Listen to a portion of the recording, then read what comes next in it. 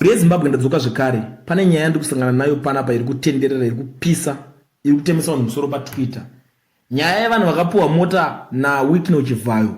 Pari kunzi imimi kana makangwara muri varume chaicho garai madzosera mota idzi. According to Lynn M, ndiye ari kutaura patwitter ari kuti, let me say this for the last time.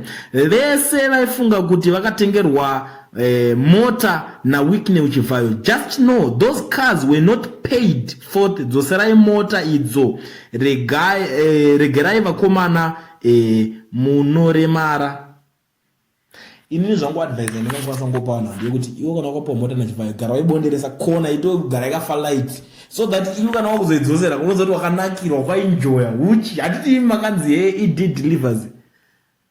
Haina advise yangu ndekuti musawape mota, because according to this lady vanenge vachinyatsozifambira nyaya dzedzo, because muri kuona nyaya dzakuitika dzekunzi Chivhayo this Chivhayo that, pari kunzi mota idzodzo hadzina kubhadharwa in full. Saka iwo hanzi gara madzosera mota secolors na DJ Fantani.